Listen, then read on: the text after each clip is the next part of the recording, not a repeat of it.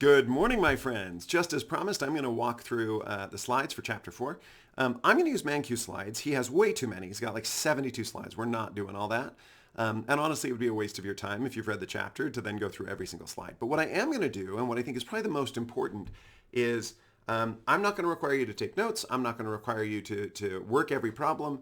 But what I am going to require you to do is make a decision for yourself about how much you need to invest in watching this video and in the textbook. The way to gauge if you're understanding this is actually to take the quizzes. The weekly quizzes are the best way to know how you are doing in this class.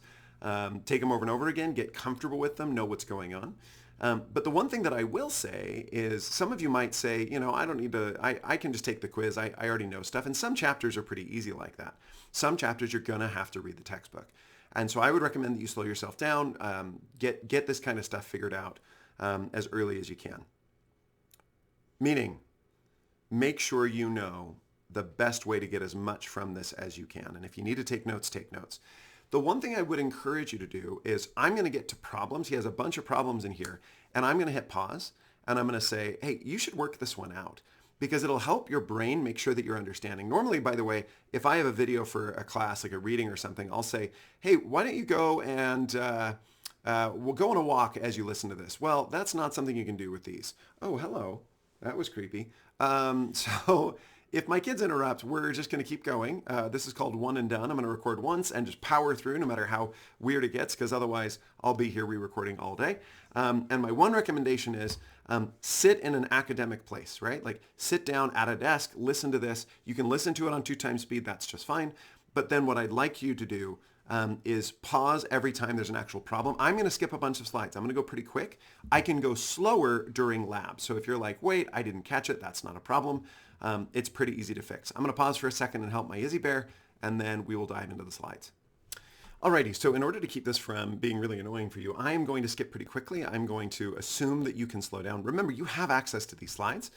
And so just remember that I'm doing that on purpose. If you need me to slow down, come to lab. I'm happy to walk you through some of this stuff. All right, let's dive in. We're going to talk about supply and demand here. In class on Wednesday, we're actually going to go over a supply curve. But if you want a quick overview of the chapter, here it is. You don't need to know what markets are. You already know what those are. Competitive markets. Okay, so I just want you to notice one thing about this slide. In the real world, there aren't actually many perfectly competitive markets, but we do have a few that are really close. So for example, wheat, lots of grocery items, a few other things. But the reason why I want you to pay attention to this is he's already starting to insert some assumptions. And if these assumptions hold, then markets are fantastic. But sometimes these assumptions don't hold. So here are the assumptions that he's talking about when he talks about competitive and perfect markets. Many buyers and sellers. They don't have an impact on market price. We'll talk about that later. The goods are basically the same, so catch up and catch up, right? And then we call these price takers. That means there are enough firms that if I try to set a higher price or a lower price, no one cares. They ignore me. If I set a lower price, then I can't make enough to get by. And if I set a higher price, nobody buys from me, right? When you're in this position, you're called a price taker. You have no ability to set price. And then at the bottom, there's the last one, the market price. Buyers can buy all they want and sellers can sell all they want. And that's, again, another assumption that goes into this. Okay, I want to differentiate here between demand and quantity demanded and supply and quantity supplied. And I think this will make sense. When we speak of demand, what we are talking about is the curve itself. When we talk about supply, we're talking about the supply curve itself. When we talk about quantity demanded, we're talking about movement along those lines, as I'll show you like 8 times as we go through this, okay? You know about schedules and curves, so schedule, let's look at a schedule. All this means is it's a table. And what's really nice here, so we use Sophia as an example. She is a rational person, so she wants to buy more when the price goes down, okay? And so we can graph that. It looks very nice and pretty. It's not very exciting. Here is what Sophia's demand curve looks like for muffins, ranging from $6 all the way down to $0.16, meaning 16 quantity demanded. Now, here's a really good example of why I'm talking about demand. This is the demand curve. If I say demand is moving or shifting, that means that this whole curve has moved over or in.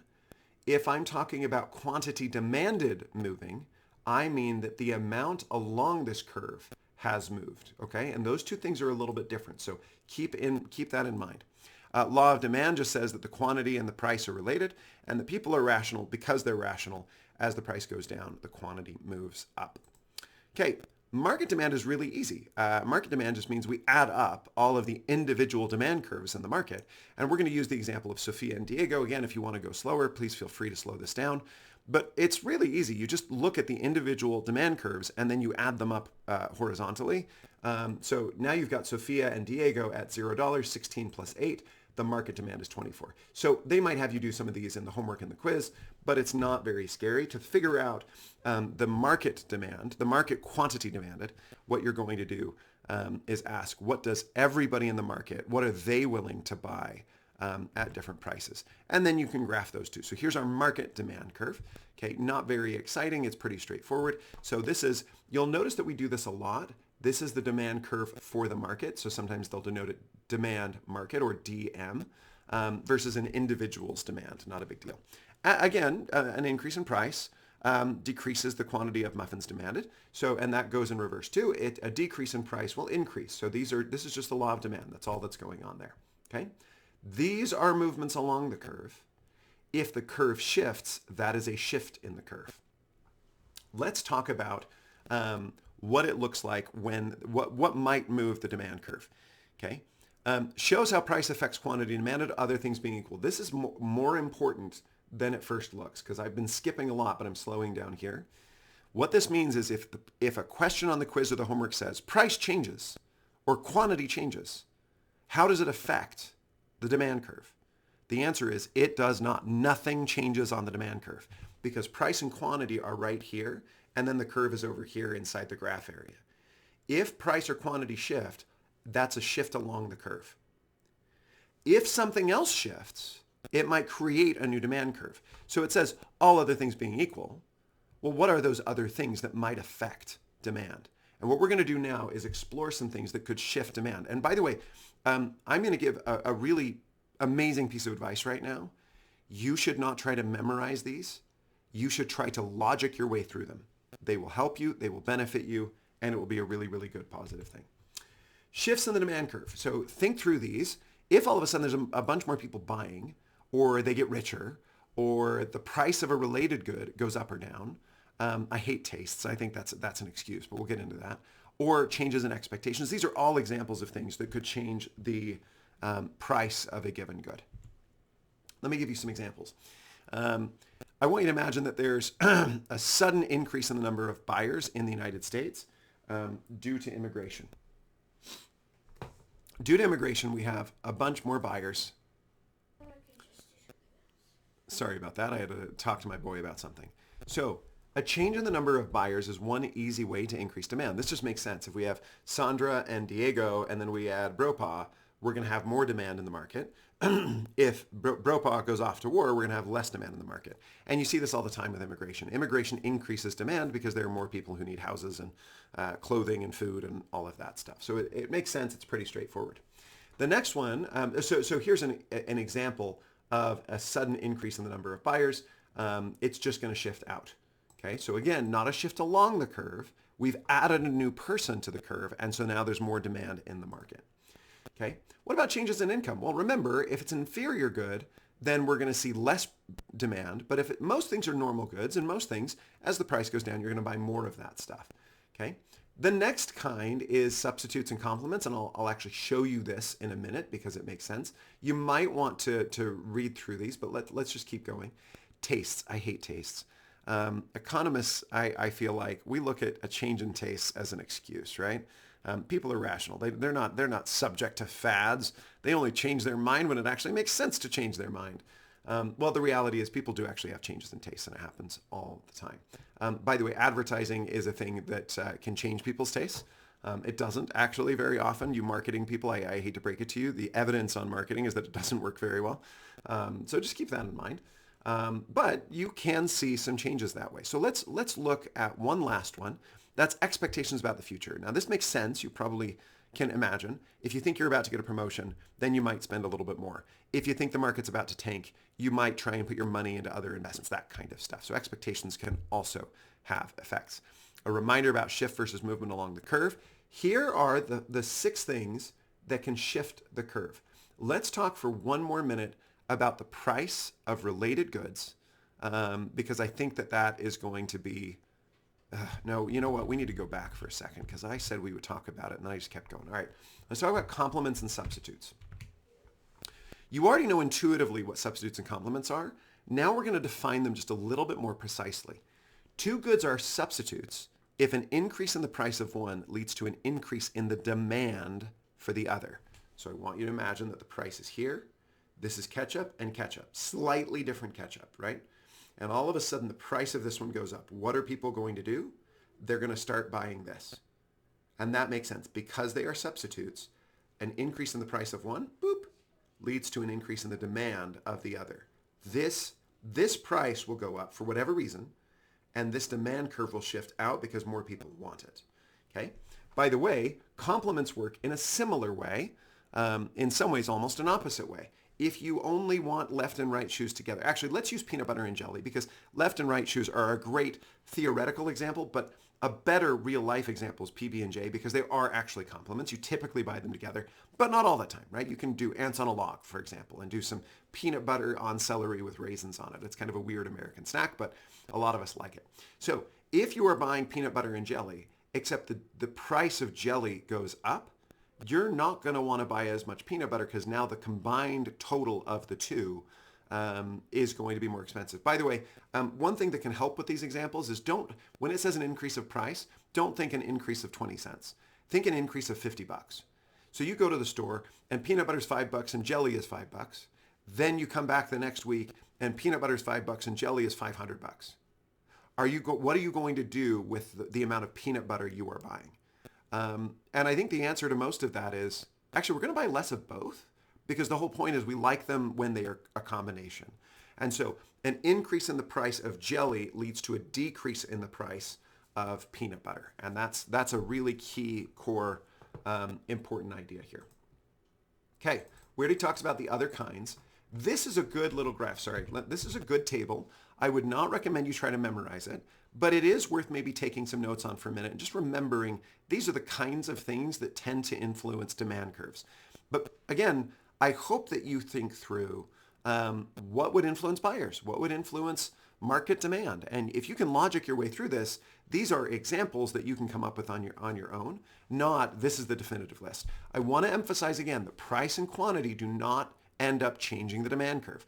If a question says the price changes, then you've got a demand curve. It just changes along that price or quantity. Okay, that's the demand curve. If it's any of these other 5 or 6, then it might actually affect the demand curve. Okay, let's actually draw a demand curve. Just freehand this. You don't need to do anything too exciting. And I want you to pause and reason your way through A, B, and C. Don't overdo it. Just make it simple. But I want you to go through A, B, and C and ask yourself some questions about what do you think is going to happen. I'm going to let you pause for about 5 seconds. I'm going to come back and answer each of these. Okay, did you finish? Okay, if not, pause and go quick. All right, I'm going to dive in now. A, the price of apple juice increases. Now, we don't know why apple juice is going up and down. Let's just ignore that for now. Let's just assume that the price of apple juice increases. And again, to make the logic a little bit more clear and obvious, let's imagine that the price of apple juice just goes through the roof, right? Instead of a 1% change where it's a little bit hard to reason out, it's a lot easier if we just make it super, super clear. So you go to the store, it's $5 for that orange juice or it's $5 for that apple juice. And the next day you come back and the price of apple juice is $100 for a gallon of apple juice. Well, what do you think most people in the market are going to do? They're going to shift toward drinking more orange juice because they want fruit juice. They like, orange juice or apple juice are substitutes. So they're going to shift to drinking more orange juice. That's going to shift the demand curve out. Okay, what about the price of orange juice falls? Now, this is a tricky one because people will look at this and say, ooh, what do I do? The answer is you already have a demand curve. The price is going down, so then in that case, you're just going to go down the demand curve. It's really easy. Consumers' income falls. Well, that's pretty easy. If people have less income, then they're going to spend less on orange juice. When there's a depression, demand curves across the board just shift in a little bit. In fact, we talk about that a lot in macroeconomics. Okay, so let's actually go through each one of these. The price of orange juice, when apple juice increases, what do you think is going to happen? It's a substitute. People are going to shift more towards orange juice, and you're going to have a new demand curve that has shifted out. What about the price of orange juice falls? Again, that is a shift along the line, okay? Notice, by the way, that if the price falls, the quantity is going to go up, ceteris paribus. I'm going to define that in class. So for now, I will just say all things being equal. Okay, if nothing else changes, all things being equal, we are going to shift. Price down means quantity out. In fact, you might hear me sometimes do this sloppy thinking thing that sometimes economists do, which is I will sometimes say price and quantity. I'll interchange the two because they're the same. Somebody will say, the quantity has gone out. And I said, yep, price has gone down. And I think of them as the same thing because I've done enough economics that I view price and quantity as basically the exact same. If you have less quantity, then you're going to have a higher price. And if you have more quantity, you're going to have a lower price. Okay? All right. 1C, here's active learning 1C. Consumers' income falls. Well, this is pretty easy. If they have less to spend, they're going to buy less on orange juice. Another way to think about this is they're going to spend more on water, which is the ultimate substitute for orange juice. And so they're going to have their demand curve shift in. Okay? Pretty easy. Supply. Let's talk about supply. First, you already know about the law of demand. Now let's talk about the law of supply. People are rational. That means that they want to sell more as the price goes up. Okay? Supply schedule, supply curve. These are really, really easy. This is just instead of you are buying, you are selling. And so this is Starbucks. You can see over here. They want to sell more the higher the price. And so you're probably thinking, we can turn that into a graph. Well, I'm so glad you asked. Yes, you can. Let's just design that supply curve. Hey, it just kind of looks like a demand curve flipped. That's exactly right. How do you create the market supply? Well, that's really easy too. You just sum up everybody's individual supply curves. So let's say that there's two. This is just like our example before. We add them up horizontally on the curve. And all of a sudden, you're going to get a bunch of different supply, right? Quantity supplied for the market. It's really, really easy to understand. Hey, cool. We have a market supply curve. And if you do this for everybody in the market, then you have a market supply curve. That's really cool. Okay. Again, because people are rational, the law of supply says that an increase in price will increase the quantity of muffins supplied. Note that I did not say will increase supply. That's not quite the same. The supply curve is holy, right? The demand and supply curves are sacred things. They only change when a shifter is involved, a supply or demand shifter. Typically, when an increase in price happens, all we mean is that it shifts along this curve, that there's a change along this curve, okay? So a movement along the supply curve happens whenever you have an increase in price or a change in the quantity supplied. Okay, this is the same as the demand curve, so I'm going to skip it. It's pretty easy. Pause it and read over it if you want.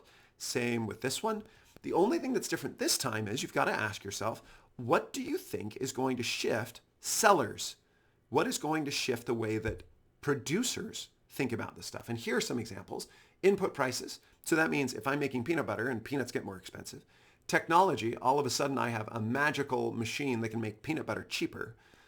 If I have a bunch of sellers enter the market, that can also cause some stuff. And as usual, expectations about the future. By the way, I will add one more to this. Natural disasters are a really good one. If there's a peanut famine and you can't get enough peanuts for peanut butter, well, then there's going to be a scarcity. And so the price is going to shift up. And you can kind of intuit if there's less of something, then the price will go up. But the better way to think about this is the supply curve shifts in, that there isn't going to be enough to go around. Okay, I'm going to skip the individual slides on these, but if you want to go through and read all of them, you can. So again, if the price of flour falls, this is a change in input for muffins. Muffins take a lot of flour, and if all of a sudden flour is less expensive, that's basically the same as saying, hey, my cost just went down. I can profit much easier, and so we're going to see at every point people are willing to supply more. That means that the supply curve shifts out. Changes in technology, changes in the number of sellers, all of these things are kind of the same. Okay, and here's the little review table in case it's helpful for you. Now, I want you to pause and do these. I'm going to give you 5 seconds. Ready, set, go. Okay, did you do them? Let's walk through all three of these. Number one, grocery stores cut the price of apple juice. Number two, a technological advance allows apple juice to be produced at lower cost. And number three, grocery stores cut the price of orange juice. Now, we are looking at apple juice. They changed on us, so that's going to affect things. Just notice here that we're talking about apple juice, or it might confuse you. So what happens when the price of apple juice goes down? I hope you're already going, wait a minute, price and quantity, that's along the curve. You are correct. It's just going to be a shift down along the curve. We're not changing the supply curve. We're just shifting along the supply curve. Quantity will go in, price will go down. We're going to be at a lower price and a lower quantity supplied. Okay? S does not shift. What about a technological advance that makes things cheaper? Well, that just means that I can sell more stuff and make more money. So I'm excited to make more money. I am going to sell more, as will everybody else in the marketplace. So that's a happy thing. What about a decrease in the price of orange juice? Now, this is a tricky one. A decrease in the price of orange juice, trick question, apple and orange juice are substitutes. That's a demand shifter. Okay, that is not a supply shifter. That's going to affect demand directly. And so the supply, I mean, if you're a supplier, you don't care about that. It's only going to affect you through the demand curve. So nothing shifts on the supply curve at all. Okay, here's where it gets fun. Equilibrium. Turns out that this fancy doohickey, this supply and demand curve, will actually show you where prices end up. And I'm going to show you why in a minute. But we call this point in the middle the equilibrium price. And by the way, some of you are probably thinking, wait a minute, Brother Piccini keeps talking about solving systems of equations. Gee, I wonder why you're going to have to solve some systems of equations in this class. Because it's always just going to be supply and demand. And that's really easy once you know that it's supply and demand. Okay, so price will reach the level where quantity supplied equals quantity demanded. In fact, most of the time I just say quantity and I mean both, because at equilibrium they are the same. Every once in a while, quantity demanded and quantity supplied are different when you have a problem, like a shortage or something else. But most of the time I just say quantity because I mean both of them. Okay? All right, so this is the equilibrium price. It's going to be $3, and going down here it's 15 total units. Equilibrium price, the price where quantity supplied equals quantity demanded. I just want you to notice that in table form, this is really easy to spot. And it's because you're going, up here, quantity supplied is 0 at $0, but everybody wants some. So demand is huge. Let's go down here. Quantity demanded is huge. The price is $6. Now the suppliers are excited, but the demanders don't want anything. So the equilibrium price is going to be where those two are equivalent, where those two are equal to each other. Okay, here's a fun one. Price gouging. If you ask Americans, like 80% of Americans are against it, and economists are like, actually, I mean, sometimes it's good to just, let the market clear.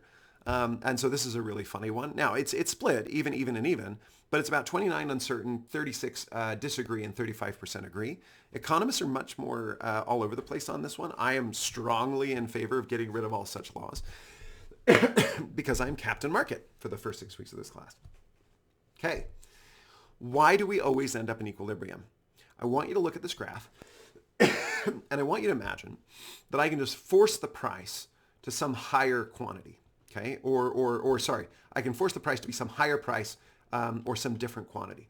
Let's start with an example of surplus. So let's imagine that we're right here, and that our quantity demanded is 9, and that's because the price is at $5. If price is 5, then the quantity demanded will be 9, but the quantity supplied will be 25. This is a glut in the market. That's a fancy way of saying we've got too much stuff. Everybody's really excited. They're like, hey, I've got a bunch of stuff to sell. But demanders don't want to buy stuff at that price. That's too high. So what are people going to do? This is the surplus amount right here. That's what I want you to see. From there to there, this is how much people are demanding. This is how much is supplying. This is more stuff than people want to buy. So what is a rational seller going to do?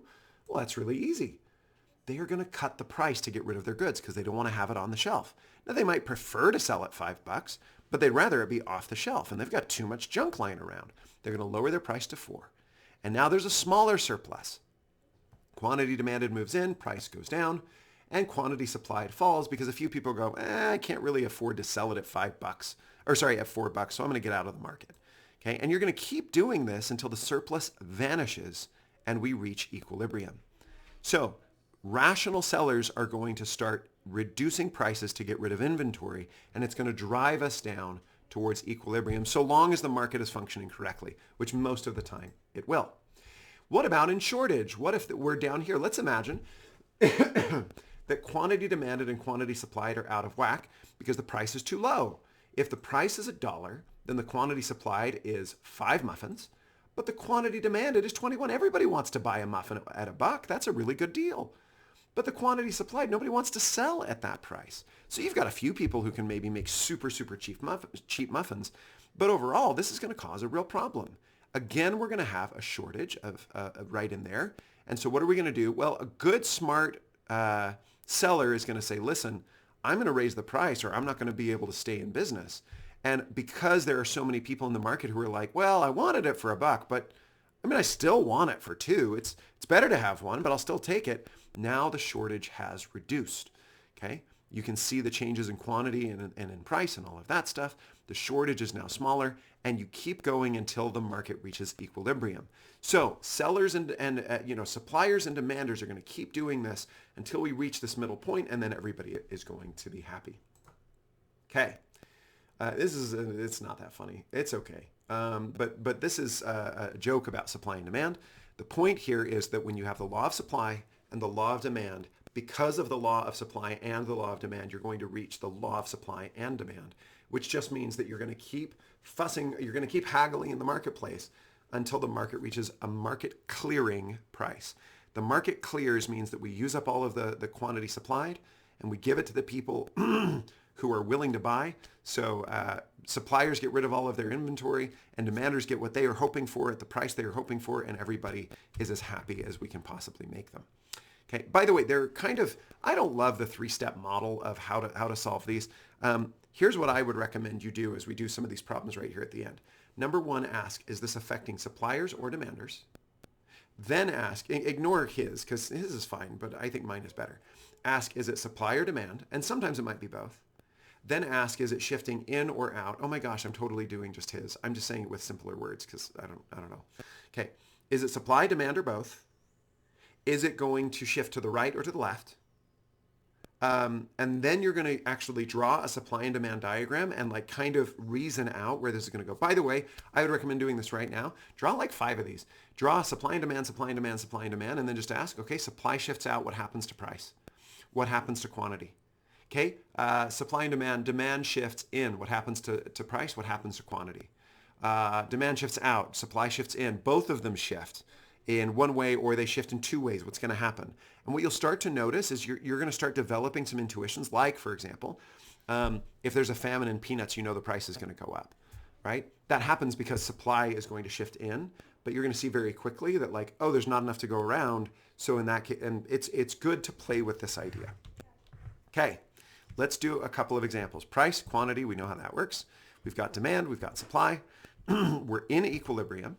And now let's imagine that there's an increase in the price of donuts. Donuts are obviously a substitute for muffins. This is going to affect people's demand. And how will it affect the demand? Well, if a substitute just went up and people like donuts, well, they need to find something sweet for the morning. They're going to shift more towards muffins. And so the demand for muffins is going to go up. And so D shifts out because of they are substitutes. Consumers are going to buy fewer expensive donuts and switch to muffins. Okay. Now notice that when they do this, you're going to see an increase in the price and an increase in the quantity demanded. Okay. So this is a very basic example of something we're going to be doing all semester long. Get out your happy little whiteboard and actually draw this and see how it works. Get a sense for this if you need to. Let's go to the next one. There's a new technology for producing muffins. It's way cheaper. We can already think about that. It's way cheaper for who? Well, the answer is it's way cheaper to produce. It's cheaper for sellers. So the supply curve moves out. Here we go. Whee! And you can see the effects on price and quantity. Okay. Price of donuts rise. Oh, this is the tricky one. What if both things happen? What if the price of donuts rises and there's a new technology? These are the hard ones on the test, right? The simple answer is just go slow. Do it one at a time, and it's not that hard. The price of donuts rises, then you're going to have more demand. So both curves are going to shift. They're both going to shift to the right.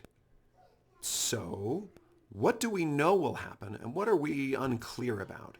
The answer is we know that the quantity is going to rise, but the effect on the price is going to be ambiguous. Here's case number 1.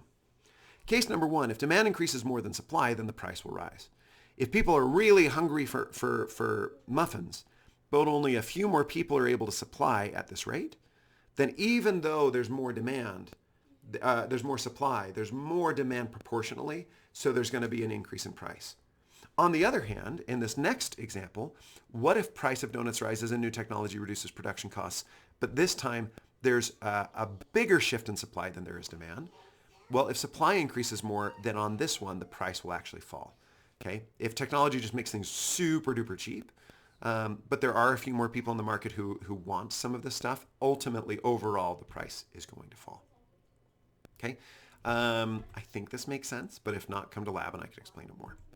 Okay, how do prices allocate? You already know this, right? We use prices to allocate things effectively and efficiently. We like markets. They're really good. Oh, these are great. Pause and take care of these real quick. Okay. Use the three-step method to analyze all three of these. Here we go. This one's tricky. We need to make sure this is the market for orange juice. What happens for a fall in the price of apple juice? This is a substitute. People are going to shift toward apple juice and away from orange juice, so demand will shift in. Let's make sure that your curve looked like that when you did this. That's what it should look like. That means price comes down, quantity demanded comes in from Q1 to Q2. Okay. What about a fall in the price of oranges? Well, that's pretty easy. That means that I can sell more and I can make more profit. So I'm going to see the supply curve shift out. Everybody is happy. More orange juice is going to get sold at a lower price because the price of oranges has fallen. What about both of them happening at the same time? It's pretty common to see an indeterminate answer. We don't know what's going to happen to quantity. We know that the price will go down. So let's look at it. Well, that makes sense. Demand goes in, supply goes out. We're not really sure where the quantity is going to end up, but we can be pretty sure that the price is going to end up there. Okay. By the way, this is the other case. If the increase, if things shift differently, you can see that the excuse me. You can have different effects. My only point here, let me go slow on this. I was going to skip ahead. In this case, quantity demanded goes up, but in this case, quantity demanded goes in. But in both cases, the supply or the price is lower. This is the kind of thing that you can definitively say. We don't know whether quantity is going to go up or down, but we can definitely say that the price is going to be lower than in P1. Now here's a table that will help you, and it'll just kind of give you a sense for some things that are going on. But I don't want you to try to memorize this graph. I want you to be able to reason through it. If you need to play, take a minute and look at this.